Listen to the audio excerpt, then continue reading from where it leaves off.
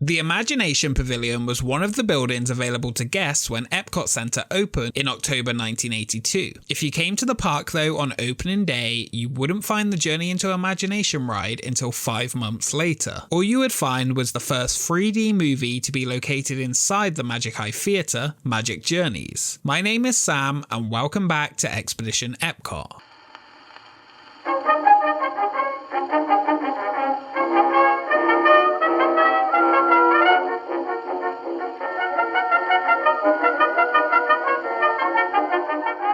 Before we take a look at the, I guess you could say, tragic story of the Journey into Imagination ride, this stop will be focused on the Magic Eye Theatre right next door. The Imagination Pavilion was the last pavilion designed for Future World. The look and structure of the pavilion came from legendary Imagineer Tony Baxter, who had created the look for a mineral and ecology pavilion that was never constructed due to the fact Kraft was taken on as the sponsor. Instead, Tony Baxter turned his attention to the Kodak Pavilion. Kodak signed on early as a sponsor in 1977, but the company did not have a firm idea of what they wanted their pavilion to focus on. They wanted something that would be very imaginative, and Disney said, what about an Imagination Pavilion? With a theme now decided upon, construction began on the pavilion just 15 months before opening in July 1981. When complete, it would feature a dark ride attraction entitled Journey into Imagination, which will be our next stop on the expedition as we look through the history of the different versions of the ride itself. On October 1st, Epcot's opening day in 1982, the Magic Eye Theatre was opened. 5 days later, on October 6th, 1982, the ImageWorks area was open to guests, and lastly, on March 5th, 1983, the ride itself opened.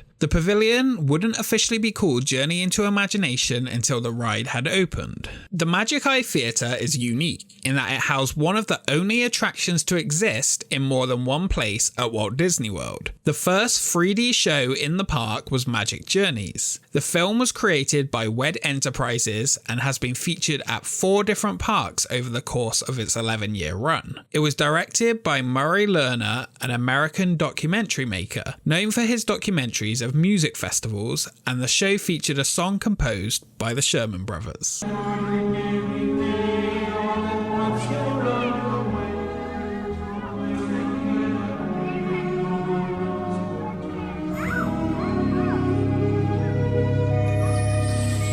The pre-show presentation also included another Sherman Brothers song called Making Memories, which played before the film during its Epcot Center run. Every single shot we take, we are making memories. Making memories, taking pictures is making memories. The show was also shown at Disneyland for 2 years from 1984. The plot involved looking at the world through the eyes of a child, exploring his imagination. At one point, the child's toy grew until it became a living circus, and many other aspects of his imagination were shown. The theme of the movie linked into the imagination theme of the pavilion. The original film was located in the Magic Eye Theatre until it closed in early 1986. In December 1987, it returned to the Walt Disney World, but in a new location. It was shown in the Fantasyland Theatre inside the Magic Kingdom, where it was paired with the 1953 short film Working for Peanuts. It played here for 6 years, longer than its original run, closing in December 1993. Next for the Magic Eye Theatre is a fan favourite, Captain E.O, a 3D science fiction space fantasy musical film starring Michael Jackson at the height of his career. Directed by Francis Ford Coppola, director of The Godfather, it was also executively produced by George Lucas and produced by Rusty Lemiranda. All 3 worked on the script, which was based on a story by Walt Disney Imagineering. The movie also featured multiple other talented film creators. The songs in the film were written and performed by Michael Jackson himself. The show had a runtime of 17 minutes and featured special effects synced to the movie on screen. Asteroids, lasers, smoke effect, and star fields filled the theatre, and at the time it was the most expensive film ever produced on a per-minute basis. The film alone cost $23 million before any of the theatre effects were even added. The plot told the story of Captain E.O. and his crew on his mission to deliver a gift to the Supreme Leader. No, not that one. This one was played by Angelica Houston. The show became iconic and received a network television appearance in 2D on MTV, as well as a behind-the-scenes documentary. Captain E.O. was a certified hit.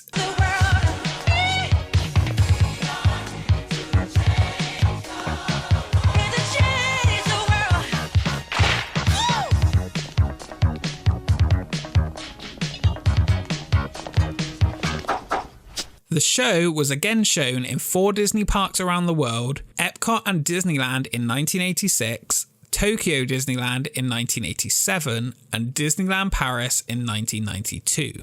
Captain E.O. ran until 1994 at Epcot, when the theatre closed again for another update. Opening on November 21st, 1994 was Honey, I Shrunk the Audience. This 4D show featured characters from the Honey, I Shrunk the Kids movie franchise, the first of which was released in 1989 and was Disney's highest grossing live-action movie ever for 5 years. Rick Moranis reprises his role from the movie as Professor Wayne Slazinski. The theatre itself was referred to at this time as the Imagination Institute instead of the Magic Eye Theatre. Kodak's presence was mostly seen in the attraction's pre-show, where the song True Colours played over a slideshow of images which had its own fans who loved the pre-show itself. Blue colors are beautiful like a rainbow. Later in the show's lifetime, the pre-show was replaced by Kodak's Making Memories video. It was essentially just a commercial for Kodak, although a memorable one, before the show, tying into Imagination.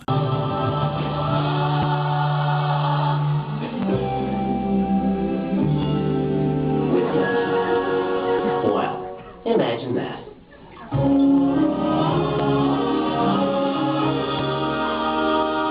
The show also featured Eric Idle from Monty Python, who is also a part of the Journey Ride Next Door as Dr. Nigel Channing. Viewers would then enter the theatre for the Inventor of the Year awards, in which the professor was receiving a reward. Guests were then asked to put on their safety goggles, now yellow 3D glasses instead of purple, in preparations for the demonstrations. The show continued with the audience surprisingly getting shrunk and the interactions from the large 3D effects from the screen. Some of the effects and on-screen images were known to scare young children watching the show. The show added a handful of new special effects to the theatre, including moving and vibrating seats and water sprays onto the guests. Again, the show was featured in multiple Disney parks and was known as Micro Adventure in Tokyo Disneyland. Honey, I did.